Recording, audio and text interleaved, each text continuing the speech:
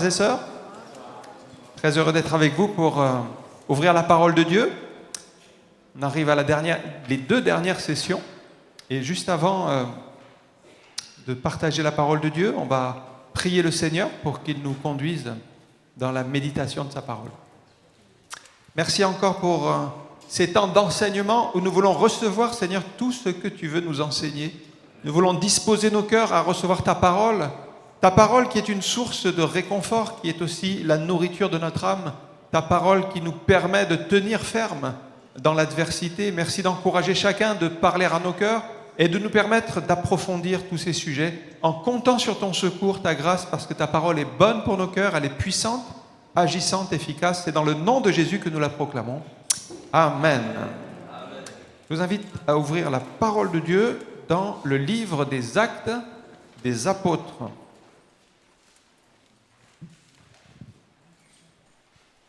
Au chapitre 9 et au verset 1. Verset 10. Actes des Apôtres, chapitre 9, le verset 10.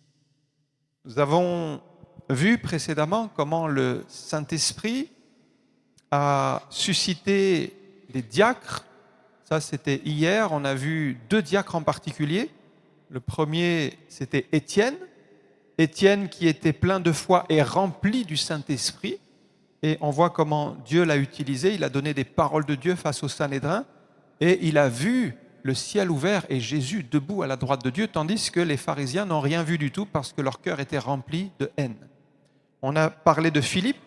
Philippe qui était un diacre aussi, mais qui a évolué pour devenir un évangéliste. On peut évoluer dans les ministères et être amené à faire des choses qu'on n'avait pas planifiées au début. Il y a eu un réveil à Samarie. Pierre et Jean ont été dépêchés par l'église de Jérusalem pour soutenir l'évangéliste Philippe. Et on a vu comment ce même Philippe, malgré le réveil, a quitté la Samarie pour aller dans un lieu désert par obéissance au Saint-Esprit pour rencontrer un homme, un eunuque éthiopien, et il lui a annoncé la parole de Dieu. Aujourd'hui, ce soir, j'aimerais qu'on parle de Saul dans Actes chapitre 9 et à partir du verset 10. Or, il y avait à Damas un disciple nommé Ananias. Le Seigneur lui dit dans une vision, « Ananias !» Il répondit, « Me voici, Seigneur. » Et le Seigneur lui dit, « Lève-toi, va dans la rue qu'on appelle la droite, et cherche dans la maison de Judas un nommé Saul de Tarse, car il prie, et il a vu en vision un homme du nom d'Ananias qui entrait et qui lui imposait les mains afin qu'il recouvre la vue. Ananias répondit, « Seigneur, j'ai appris de plusieurs personnes tous les maux que cet homme a fait à tes saints dans Jérusalem. Et il a ici des pouvoirs de la part des principaux sacrificateurs pour lier tous ceux qui invoquent ton nom. » Mais le Seigneur lui dit, « Va, car cet homme est un instrument que j'ai choisi pour porter mon nom devant les nations, devant les rois et devant les fils d'Israël. Et je lui montrerai tout ce qu'il doit souffrir pour mon nom. » Ananias sortit, et lorsqu'il fut arrivé dans la maison, il imposa les mains à Saul en disant, « Saul, mon frère, le Seigneur Jésus qui t'est apparu sur le chemin par lequel tu venais, m'a envoyé pour que tu recouvres la vue et que tu sois rempli du Saint-Esprit. » Au même instant, il tomba de ses yeux comme des écailles et il recouvra la vue. Il se leva et fut baptisé, et après qu'il eut pris de la nourriture, les forces lui revinrent. Amen. Nous avons vu donc comment le Saint-Esprit a commencé à agir depuis la Pentecôte. Et le premier point ici, c'est maintenant la conversion de Saul de Tarse. On connaît bien Saul de Tarse, qui d'ailleurs était présent le jour de l'exécution d'Étienne. Ça, c'est un petit détail qu'il faut noter, car les pharisiens avaient déposé leurs vêtements aux pieds d'un jeune homme appelé Saul de Tarse. Et il avait approuvé le meurtre d'Étienne. Mais malgré tout, Étienne a prié ce jour-là. Et c'était sa dernière prière. On la trouve dans Actes chapitre 7 et verset 60. On va la lire cette prière parce que Étienne n'a pas vu les fruits de cette prière, mais nous les connaissons. Nous connaissons un des fruits, c'est la conversion de Saul. Acte 7, 60. Puis, s'étant mis à genoux, il s'écria d'une voix forte, donc c'est Étienne, après avoir été lapidé, « Seigneur, ne leur impute pas ce péché. » Et après ces paroles, il s'endormit. Ne leur impute pas ce péché. Et donc, Saul a bénéficié de la prière d'Étienne. Il n'a pas eu le péché de cette lapidation sur le dos et il a pu rencontrer le Seigneur sur la route de Damas. Saul, c'était d'abord un homme violent, un religieux, on pourrait dire un extrémiste, on dirait aujourd'hui, c'était un religieux extrémiste. La Bible dit qu'il respirait la menace et le meurtre vis-à-vis des chrétiens. Donc, il avait obtenu des autorisations de la part du Sanhédrin pour aller arrêter à Damas tous ceux qui se réclamaient de la voie, c'est-à-dire tous les chrétiens. Et le but, c'était de les amener liés à Jérusalem pour les condamner et les mettre en prison. Sans le savoir, bien qu'il était juif, qu'il connaissait le Dieu de la Torah, le Dieu d'Isaac, d'Abraham, Isaac et Jacob, il était en train de lutter contre Dieu. Sa religion l'avait aveuglé, parce que si vous lisez l'Ancien Testament nous parle du Messie dans de nombreux passages. Par exemple, Ésaïe 53. Ésaïe 53 nous parle de la crucifixion du Messie, mais vous avez aussi le psaume 22, où David ressent les souffrances de Jésus à la croix. Vous avez plusieurs passages prophétiques. Mais la Bible dit que malgré qu'ils ont tout dans la parole pour aller vers le Messie, ils ont comme un voile. Ça, c'est écrit dans 2 Corinthiens 3,15.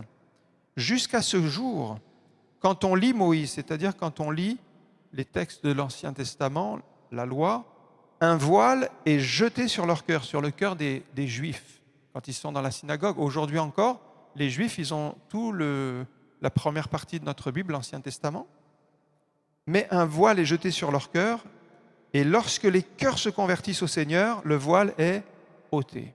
Et là, on voit, on discerne spirituellement que ce qui est caché dans l'Ancien Testament, ce Messie, eh bien c'est Jésus-Christ, c'est le Sauveur qui est annoncé.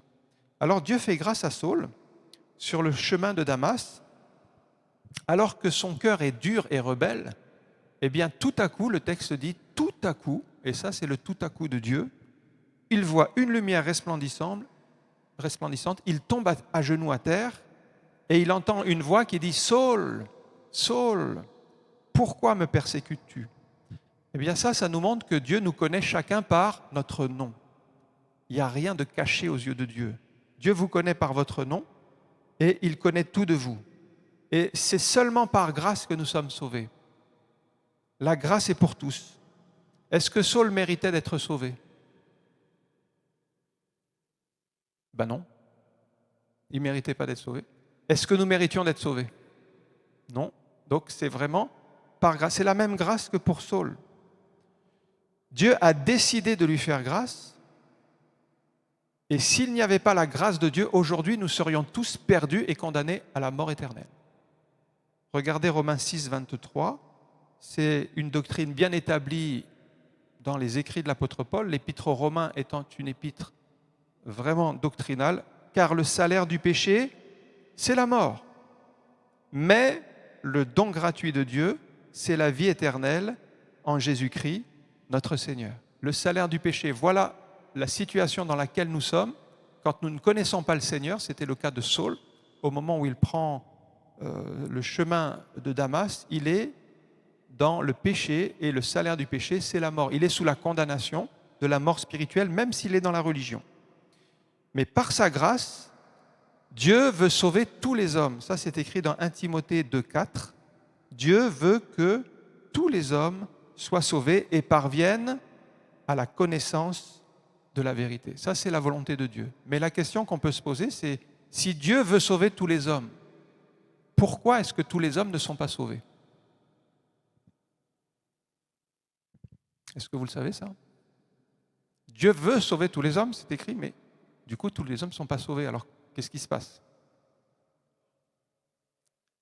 Ouais, il y a une condition. Il y a une seule condition. Il y a une seule chose que Dieu demande à l'homme. C'est de croire. De croire qu'il est la vérité, que Jésus est le chemin, la vérité et la vie. Il faut la foi.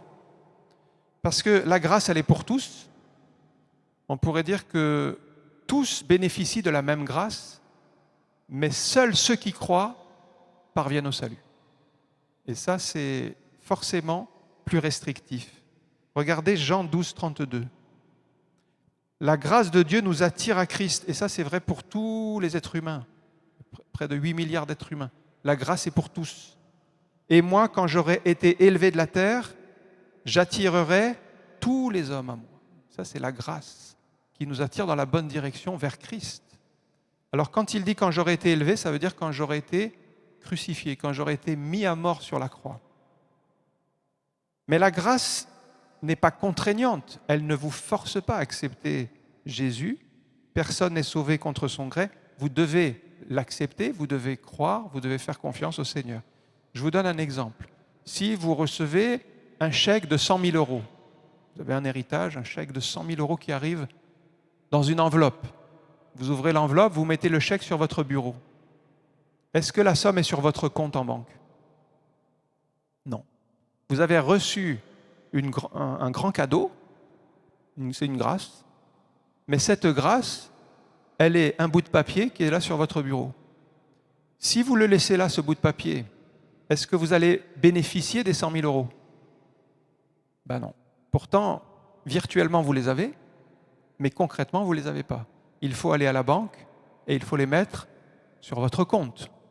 Donc il faut endosser, il faut signer au dos pour dire « j'accepte que cet argent aille sur mon compte ». Eh bien, la grâce, c'est pareil. La grâce, c'est comme ce chèque qui est pour tous. Sauf qu'il y en a qui le gardent à la maison, ils ne vont pas l'encaisser. Et quand vous l'encaissez, c'est quand vous croyez que Jésus est mort à la croix pour vos péchés. La grâce devient effective.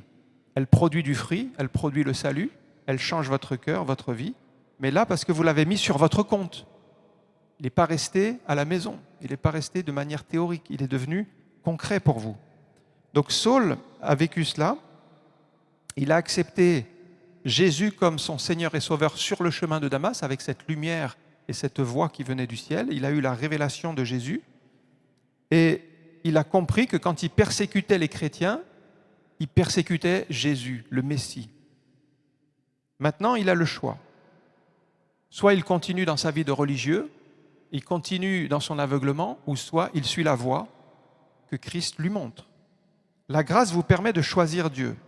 Avec la chute, en fait, le péché est entré dans le monde. C'est pour ça qu'on dit que depuis Adam, nous sommes tous nés pécheurs et privés de la gloire de Dieu. Ça, c'est la réalité humaine. Donc, on n'a aucune capacité de choisir Dieu naturellement. Il nous faut la grâce de Dieu. Naturellement, on va toujours pécher. On va toujours faire ce qui déplaît à Dieu. Même si vous voulez faire le bien, vous allez faire le mal. C'est un petit peu comme quelqu'un qui tombe à l'eau et qui ne sait pas nager. Il va pouvoir se débattre, mais au fond, il va couler. Il lui faut une aide extérieure, il lui faut une bouée. Il va s'accrocher à la bouée, il va être sauvé. La bouée, c'est la main tendue de Dieu. Et on a besoin de cette aide extérieure, sinon on coule. La grâce, c'est la main de Dieu qui est tendue vers l'homme. La foi, c'est la main de l'homme qui reçoit la grâce de Dieu. Saul aurait pu résister à la grâce de Dieu le jour où il a rencontré Jésus. Mais il a fait le choix de croire. Je vais vous montrer Deutéronome chapitre 30, verset 19. L'Évangile nous place toujours devant un choix. Soit tu choisis la vie, soit tu choisis la mort. C'est Dieu qui parle. Il parle au peuple d'Israël. J'en prends aujourd'hui à témoin contre vous le ciel et la terre. J'ai mis devant toi la vie et la mort, la bénédiction et la malédiction. Et puis Dieu dit, choisis la vie, afin que tu vives, toi et ta postérité. Ça veut dire que Dieu nous demande de choisir, mais il nous donne aussi la capacité de choisir, la possibilité de choisir, de faire le bon choix. Par la suite, Paul va donner son témoignage devant Agrippa, le roi Agrippa, Et il dit, je n'ai pas résisté à la vision céleste. Et quand il dit ça, ça veut dire qu'il a fait le choix. Il a fait le choix de suivre Jésus plutôt que de retourner dans sa religion. Mais il aurait pu aussi résister à la vision céleste si il s'était entêté. Mais il ne s'est pas opposé au Saint-Esprit. Il ne s'est pas entêté dans sa religion. Certains résistent encore aujourd'hui. Ça, c'est la résistance du cœur humain. Le cœur est dur. Vous savez que la Bible dit que le cœur humain, il est dur comme le diamant. Et le matériau le plus dur sur Terre, c'est le diamant. C'est le plus dur. Il n'y a rien de plus dur qu'un cœur humain. Il est fermé, il est hermétique aux choses de Dieu. C'était le cœur de Saul. Mais avec la grâce, ce cœur a été touché et ce cœur a pu accepter le salut. Mais certains résistent. Regardez Jean 5,40, c'est Jésus qui parle aux pharisiens et qui pourtant venait pour leur salut, pour qu'ils soient délivrés. Et il leur dit, mais vous ne voulez pas venir à moi pour avoir la vie.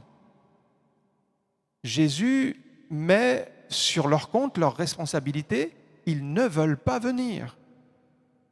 Et moi, je vous souhaite de venir à Jésus pour avoir la vie, parce que si vous ne voulez pas venir à Jésus, vous aurez la mort éternelle. Mais si vous voulez venir à Jésus, vous avez la vie éternelle. C'est un choix pour la vie ou pour la mort. Lorsque Saul rencontre Christ, la lumière était si forte, la Bible dit que Saul est devenu aveugle pendant 3 jours. Il ne voyait plus rien. Et il resta même 3 jours sans manger ni boire. Il s'est mis à l'écart et puis là, il est rentré en lui-même. Vous savez, quand on vit une grosse épreuve, c'est là que souvent, on se rapproche de Dieu, on cherche Dieu davantage, on prie davantage. Un peu comme le fils prodigue. Entré en lui-même, il était là avec les cochons, il était loin de sa maison, il avait tout dépensé. Il s'est analysé, il a réfléchi et il est revenu dans la bonne direction. Saul a réalisé que sa religion ne lui apportait pas la vie. Il a compris, et ça c'est une révélation du Saint-Esprit, que ce Jésus, c'est le Messie qui est annoncé dans l'Ancien Testament. Il a eu les yeux ouverts, cette révélation a bouleversé sa vie, et là il s'est humilié devant Dieu. Et on ne peut pas s'approcher de Dieu avec notre orgueil. Vous voyez, Saul, en fait, il avait des capacités extraordinaires. La Bible dit qu'il a été élevé au pied de Gamaliel. Vous savez qui était Gamaliel? C'était un des plus grands rabbins de l'époque, même connu dans le monde séculier en dehors de la parole de Dieu. Il a donc fait les plus hautes écoles. On peut dire qu'il avait une connaissance supérieure. Mais ce n'est pas avec cette connaissance que nous nous approchons de Dieu. C'est avec un cœur simple comme des enfants, avec la foi. Vous vous rappelez de Nicodème, qui vient vers Jésus. Il vient avec sa connaissance. Nous savons que, il dit à Jésus, nous savons que tu es un docteur. Oui, c'est bien. Tu viens de Dieu, tu fais des miracles, Dieu est avec toi. Tout ce que dit Nicodème, c'est vrai et juste. Mais Jésus lui dit, il te faut naître de nouveau. Ça, c'est l'expérience. Et c'est par le Saint-Esprit qu'on va naître de nouveau. Et donc, si on n'a pas le cœur comme des petits-enfants, comment voulez-vous vous convertir? Eh bien, ce Nicodème, il devait descendre et devenir comme un petit enfant pour recevoir la parole de Dieu. C'est pourquoi Jésus tressaille par le Saint-Esprit et dit « Je te loue, Père, du ciel et de la terre, de ce que tu as caché ces choses aux sages et aux intelligents, c'est-à-dire aux gens qui ont de la connaissance, mais selon ce monde, mais tu l'as révélé aux enfants. » Et nous devons être comme des enfants pour recevoir la révélation. Et ensuite approfondir la parole de Dieu.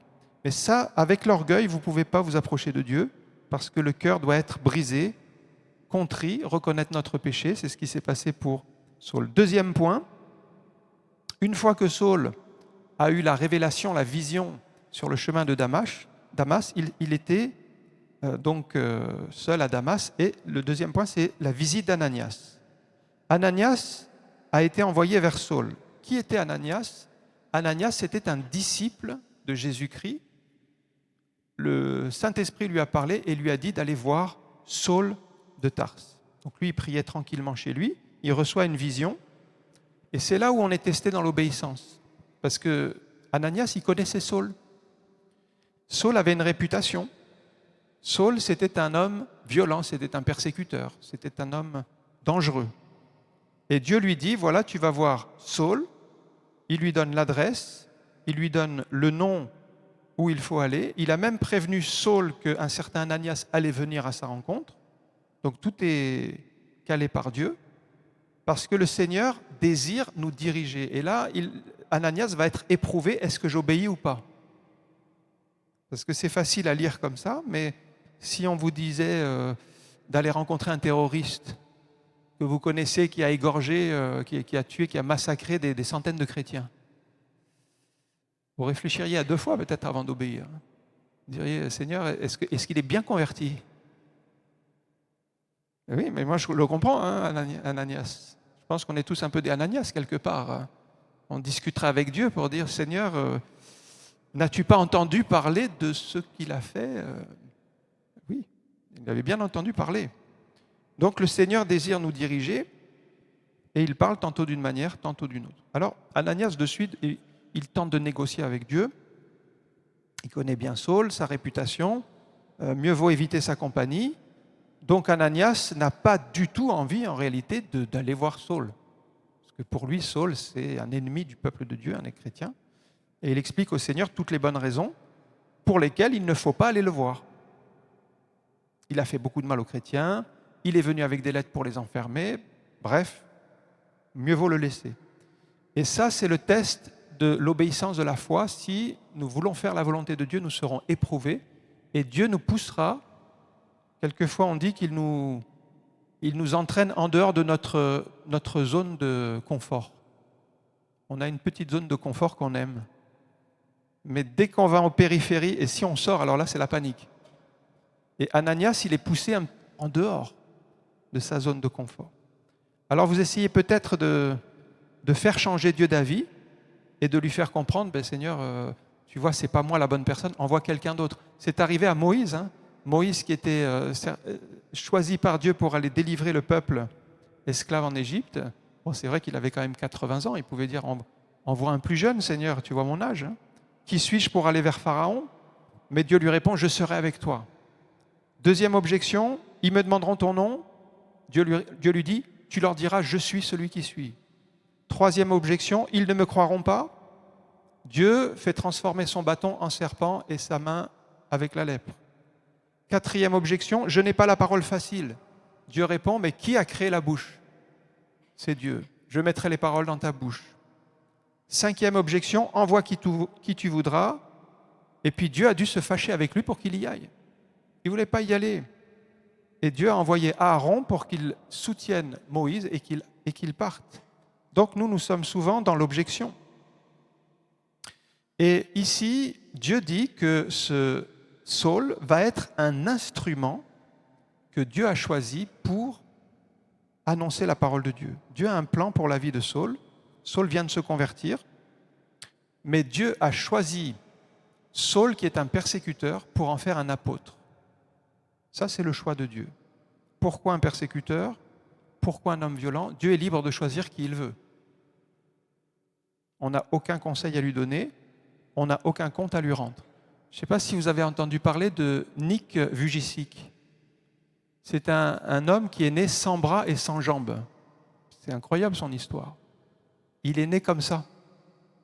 Et quand il est né, il s'est rendu compte en grandissant donc qu'il avait un handicap lourd. Et il était tellement blessé, découragé, déprimé qu'à l'âge de 9 ans, il a voulu se suicider dans sa baignoire. Donc il a voulu se laisser mourir en fait. Et puis au dernier moment, il a eu une réaction pour dire il ne peut pas faire ça à ses parents. Et puis après, il s'est converti. Et Dieu l'a utilisé d'une manière puissante, puisqu'il annonce la parole de Dieu aujourd'hui. Il est allé dans 24 pays. Il a parlé à plus de 3 millions de personnes. 200 000 personnes se sont tournées vers le Seigneur. Un homme sans bras et sans jambes. Mais Dieu peut utiliser qui il veut, comme il veut, quand il veut, parce qu'avec un tel handicap, on dirait, mais qu'est-ce qu'on peut faire pour servir le Seigneur? Imaginez, vous n'avez pas de bras, pas de jambes. Déjà, même s'il vous manque un bras, c'est une catastrophe, quoi. Mais sans bras, sans jambes, vous ne pouvez quasiment rien faire. Eh bien, avec Dieu, tout est possible, frères et sœurs. Dieu peut utiliser les choses les plus faibles dans ce monde pour confondre les plus fortes. Et les gens sont touchés quand ils voient cet homme qui parle de l'amour de Dieu, de ce que Dieu peut changer les vies, et de ce qu'il a vécu, ça touche forcément beaucoup de personnes. Ananias devait simplement reconnaître que Dieu avait choisi Saul. Vous voyez, le texte dit au verset 15, « Cet homme est un instrument que j'ai choisi. » C'est Dieu qui choisit les instruments. Qu'est-ce qu'on est, nous, là, ce soir? On est des instruments. On est un peu comme sur l'établi, vous voyez. L'artisan, il a des instruments. Alors, il y a des tournevis, il y a des scies, il y a toutes sortes d'outils pour travailler le bois, pour planter. Il y a des marteaux. Et qu'est-ce que Dieu fait? Il prend un instrument, il choisit un instrument pour bâtir. Donc nous, on doit être disponible et dire « Oui Seigneur, utilise-moi pour ta gloire ». C'est ce que Paul a fait. Il était un instrument que Dieu a choisi. Saul devra souffrir. Alors là, il y a un verset qu'on aime moins, mais ça fait partie de l'appel. C'est le verset 16. « Et je lui montrerai », donc il parle de Saul, cet instrument choisi, « je lui montrerai tout ce qu'il doit souffrir ». On n'aime pas trop ce mot. Ça fait partie de la parole de Dieu. Ça veut dire que l'instrument, il va souffrir. Et Paul va souffrir pour le nom de Jésus. Dans chaque appel, frères et sœurs, il y a une part de souffrance qui va avec. Il ne faut pas croire que servir Dieu, ça va être facile et ça va être amusant. Il y aura des difficultés, il y aura des souffrances. Ce n'est pas facile de faire l'œuvre de Dieu. Pourquoi? Parce qu'on est dans un grand combat spirituel. Et c'est pour ça, parallèlement, vous servez le Seigneur, il vous faut grandir spirituellement, être mature, être fort spirituellement, parce que le combat, il va monter en puissance. Mais vous ne sentirez pas le combat monter. Si vous êtes plus fort, le combat montera, mais vous serez plus fort. Donc, proportionnellement, vous serez gardé. Sauf que si vous ne le faites pas, le combat va monter et vous serez plus faible, si vous ne vous êtes pas fortifié. Donc c'est très important. Regardez le combat dans lequel nous sommes, 1 Corinthiens 4, 13. Ça, c'est Paul. Il y a un combat contre le diable et contre le monde. Calomniés, nous parlons avec bonté. Nous sommes devenus comme les balayures du monde, le rebut de tous, jusqu'à maintenant. Voilà comment nous sommes considérés. On ne peut pas combattre avec nos propres forces. On a besoin du secours de Dieu. Et Dieu vous donnera la force de surmonter la souffrance, l'épreuve qui va avec le service, qui va avec l'œuvre de Dieu. Il consolera votre cœur. Ananias obéit à Dieu. Finalement, il se résout à aller voir ce Saul. Et j'aime bien le premier mot que dit, vous avez remarqué le premier mot que dit Ananias? Ouais. Il lui dit « mon frère ». C'est intéressant. Ça veut dire qu'il a cheminé dans son esprit, parce que si vous regardez au début, il ne voulait pas y aller. Parce que Saul, c'était un ennemi. C'était un homme dangereux. Premier mot d'Ananias, Saul, mon frère. Ça veut dire qu'il a évolué dans sa compréhension. C'est le même Saul, hein? C'est le même Saul. Il craignait sa présence auparavant. Aujourd'hui, c'est son frère. Ananias a compris cette grande vérité que si quelqu'un se convertit, même si c'est un ennemi, eh bien, il devient un frère en Christ. Parce qu'on est sauvé par la même grâce, on a le même Père et on est enfant de Dieu. Nous sommes tous des créatures de Dieu. On n'est pas tous enfants de Dieu. Les enfants de Dieu, ce sont ceux qui croient en Jésus comme Seigneur et Sauveur. Mais tous les êtres humains, c'est des créatures de Dieu. On a tous été créés par Dieu. Mais quand nous devenons enfants de Dieu, alors nous devenons frères et sœurs. Mais on n'est pas frères et sœurs avec tout le monde entier. On est frères et sœurs avec tous ceux qui ont le même Père, c'est-à-dire qui sont chrétiens, nés de nouveau. L'Église, c'est ça, c'est une famille. C'est pour ça que la Bible dit de « aimez-vous les uns les autres, édifiez-vous les uns les autres, consolez-vous les uns les autres ». Mais j'ai jamais vu de verset qui dit, par exemple, « critiquez-vous les uns les autres ». Ça existe, ça? C'est pas dans la Bible. Et pourquoi il y en a qui le font alors? Maltraitez-vous les uns les autres. Jugez-vous les uns les autres. Donc tout ça, c'est pas dans la parole de Dieu. Et malheureusement, des chrétiens qui se laissent aller, alors qu'ils sont appelés à édifier, ils sont appelés à consoler, ils sont appelés à exhorter, à bénir, eh bien ils font tout le contraire. Et donc ça ne peut pas plaire au Seigneur. Et c'est pourquoi Ananias l'a bien compris. il vient avec des paroles d'amour pour son frère Saul. C'est son frère maintenant, Saul, mon frère. Nous devons développer l'amour fraternel dans l'Église encore aujourd'hui par des encouragements, par des soutiens mutuels, en priant les uns pour les autres. Regardez Romains 12, 10. Voilà ce que c'est l'Église. Par amour fraternel, soyez pleins d'affection les uns pour les autres. Par honneur, usez de prévenance réciproque. C'est ça l'Église, frères et sœurs. C'est l'amour, la prévenance, plein d'affection, l'honneur. Voilà. Mais qu'est-ce qu'on voit dans les églises? On voit des disputes, on voit des jalousies, on voit des rivalités, on voit de la haine, on voit des chrétiens qui ne sont pas contents. Vous êtes déjà arrivé de rencontrer un chrétien qui n'est pas content? Vous savez ce qu'il fait un chrétien qui n'est pas content? Il mord. Ah oui, Galates 5,15. C'est écrit, hein? Mais si vous vous mordez et vous dévorez les uns les autres, prenez garde que vous ne soyez détruits les uns par les autres. Ça vous est déjà arrivé d'avoir une morsure de chrétien? Ça fait mal, hein? Des fois, il y en a qui ont des cicatrices. Ils ont été mordus par des chrétiens qui sont remplis de haine, de vengeance, de jugement. Eh bien, tout cela, ce n'est pas la gloire de Dieu. Et Paul en parle, hein. Il dit dans cette église de Galates, attention, hein, si vous vous mordez les uns les autres, vous vous détruirez. Au lieu de combattre ensemble dans la même direction, ils étaient en train de se déchirer les uns les autres. Il ne faut pas tomber dans ce piège, frères et sœurs. Que Dieu nous garde pour être dans l'amour, dans l'unité, et pas tomber dans les pièges de Satan. Alors Ananias prie pour que Paul soit rempli du Saint-Esprit. Alors, quand il rencontre Paul, en fait, il a 3 jours de conversion. Il s'est converti sur le chemin de Damas, ça fait 3 jours qu'il est là à Damas. 3 jours de conversion, et déjà, donc on peut dire qu'il est déjà né de nouveau. Il a rencontré Jésus, il est né de l'Esprit, mais il n'est pas encore baptisé du Saint-Esprit. Et Ananias vient pour qu'il soit rempli du Saint-Esprit. La nouvelle naissance, c'est donc le début de la vie chrétienne. Mais Paul avait besoin d'être rempli ou baptisé du Saint-Esprit. Ça, c'était vraiment ce que les premiers chrétiens recherchaient, c'est la plénitude du Saint-Esprit. Et ça, c'est un conseil pour nous aujourd'hui. Dès que quelqu'un a rencontré le Seigneur, qu'il a donné son cœur au Seigneur, eh bien, il doit aspirer à être rempli du Saint-Esprit. Nous devons rechercher la plénitude du Saint-Esprit. Paul le dit dans Éphésiens 5, 18, « Ne vous enivrez pas de vin, c'est de la débauche. » Et puis c'est un impératif, « Soyez, au contraire, remplis du Saint-Esprit. » Et ça, c'est la marche normale de l'Église. Comment être rempli du Saint-Esprit? Eh bien, nous devons passer du temps dans la prière, chercher la face de Dieu et avoir la conviction que c'est la volonté de Dieu. Regardez Luc chapitre 11, verset 13.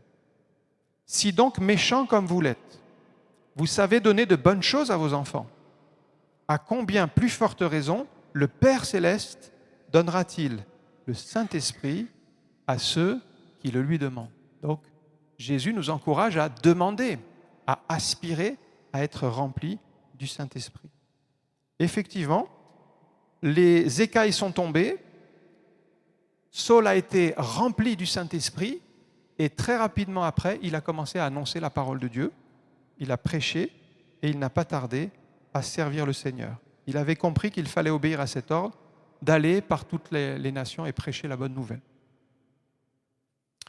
Saul a reçu un don pour la prédication. Vous voyez, il n'a pas vraiment pris le temps de s'entraîner, de s'exercer, mais il a été qualifié par Dieu. Alors c'est vrai qu'il avait un bagage, il avait étudié, il connaissait bien la loi, l'Ancien Testament, mais il a été qualifié par le Saint-Esprit pour prêcher la parole de Dieu, rapidement. Ça, c'est Dieu qui lui a donné. Et Saul se fortifiait de plus en plus. Quand vous faites la volonté de Dieu, vous servez le Seigneur et en fait, vous allez recevoir des forces spirituelles pour faire la volonté de Dieu. Trop de chrétiens restent au niveau de la bouillie, comme des bébés spirituels. La bouillie, c'est bien pour le démarrage. Mais après, on doit aller vers la nourriture solide. C'est ça que dit la Bible. Nous devons rechercher la nourriture pour les hommes faits, c'est-à-dire les hommes matures. Il y a un paradoxe aujourd'hui, c'est que sur Internet, il y a une quantité de messages, 7 jours sur 7, 24 heures sur 24, il y a tout le temps des messages bibliques en boucle. Et pourtant, on n'a pas la maturité spirituelle qui va avec. C'est-à-dire que ça devrait produire en nous une maturité, mais on se rend compte que non. Parce que dans les mêmes messages, vous avez un peu de tout. Vous voyez, quand vous êtes sur Internet, et on sait aujourd'hui que les chrétiens passent plus de temps à écouter des messages sur Internet que dans leur propre église. Parce que c'est disponible en permanence. Sauf que sur Internet, vous avez du bon et du moins bon. Et si vous n'avez pas le discernement spirituel, vous allez absorber tout ce qui est dit à la même valeur. C'est pourquoi c'est important de former les chrétiens dans nos églises pour que quand ils sont confrontés à des messages et qu'il y a des choses qui ne sont pas bibliques, qu'ils puissent le discerner au moins. Et se dire, ah là, il y a quelque chose qui ne va pas. Et au moins pouvoir dire, bah, ça je le mets de côté, faire le tri et prendre ce qui est bon. Et ça c'est nécessaire pour aujourd'hui parce qu'il y a beaucoup de fausses doctrines qui sont en train de passer par Internet si on n'est pas vigilant. Regardez ce que dit Paul dans 1 Corinthiens chapitre 3 verset 2. Il parle à des chrétiens. Il dit « Je vous ai donné du lait et non de la nourriture solide, car vous ne pouviez pas la supporter et vous ne le pouvez pas à présent parce que vous êtes encore charnel. » Voilà la réalité d'une église qui n'a pas grandi spirituellement, qui est restée au lait. Et ce n'est pas la volonté de Dieu. Paul dit « Moi, je viens pour de la nourriture solide, pour que vous puissiez être fort dans les choses de Dieu, être mature. » Comment être mature ? Eh bien, il nous faut étudier la parole de Dieu, la mettre en pratique, accepter d'être soumis à Dieu et de faire sa volonté, être, comme Paul dit dans Galates 2:20, « J'ai été crucifié avec Christ, ce n'est plus moi qui vis, c'est Christ qui vit en moi. Si je vis maintenant dans la chair, je vis dans la foi au Fils de Dieu qui m'a aimé et qui s'est livré lui-même pour moi. » Voilà un chrétien mature, ce n'est plus lui qui vit, c'est Christ qui vit en lui, et il vit pour Christ. Un dernier point, c'est maintenant la croissance de l'Église par l'assistance du Saint-Esprit, au verset 31, acte 9, 31, dit ceci, « L'Église était en paix dans toute la Judée, dans la Galilée, dans la Samarie, s'édifiant et marchant dans la crainte du Seigneur, et elle s'accroissait par l'assistance du Saint-Esprit. » L'Église était en paix parce qu'elle a surmonté les divisions, elle a surmonté les désaccords, et ça, c'est une preuve de maturité, et nous devons rechercher la paix dans l'Église. La crainte du Seigneur était là. C'est quoi la crainte du Seigneur ? C'est le saint respect de sa présence. On doit respecter Dieu, c'est-à-dire on doit l'honorer. Il est important et on doit réaliser qu'il est saint. Ça veut dire pas de légèreté, pas de frivolité, pas de péché caché, on confesse. On se rend compte que le péché, c'est grave. Ça, c'est la crainte de Dieu.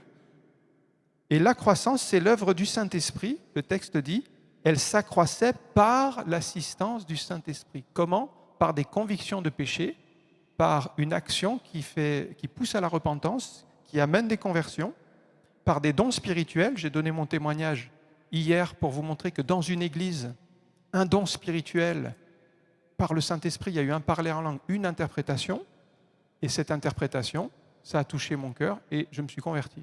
Donc, le Saint-Esprit favorise les conversions.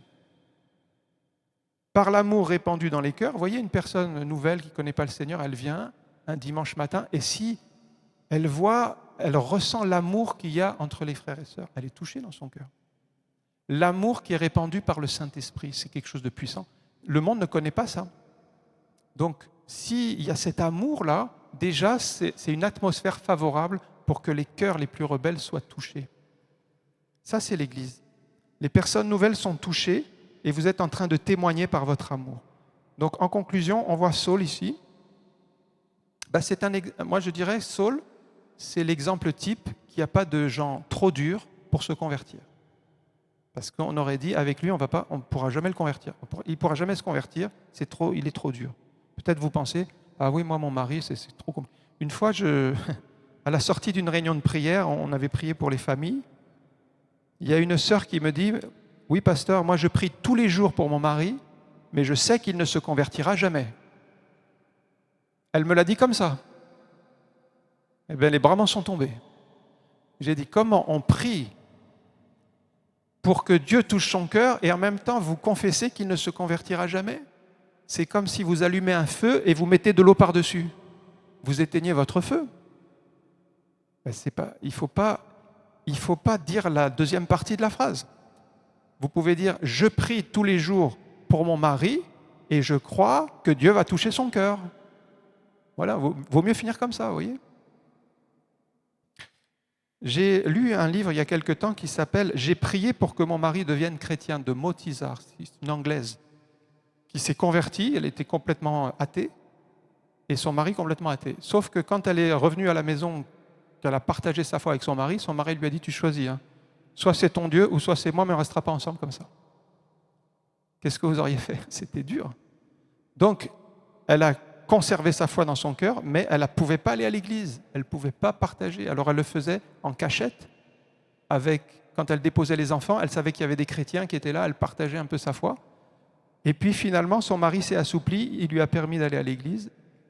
Et puis au bout d'un certain nombre d'années, alors c'est tout le livre, hein, il faut le lire, mais au bout d'un certain nombre d'années, elle revient d'un culte, et son mari, pendant le culte, il avait regardé dans une Bible à la maison, et en fait, il a été touché, parce qu'il cherchait Dieu, en fait. Et sa femme ne le savait pas. Et elle l'a découvert en revenant du culte, et le mari lui a dit, dimanche prochain, je viens avec toi à l'église. C'est un miracle. C'est un miracle. C'est extraordinaire ce que Dieu peut faire. Et pourtant, le cœur était dur, le cœur était fermé. Nous avons besoin d'être remplis du Saint-Esprit dès le début de notre vie spirituelle. Seulement 3 jours après sa conversion, Saul a été rempli du Saint-Esprit. Et puis, c'est le Saint-Esprit qui permet la croissance de l'Église. Amen.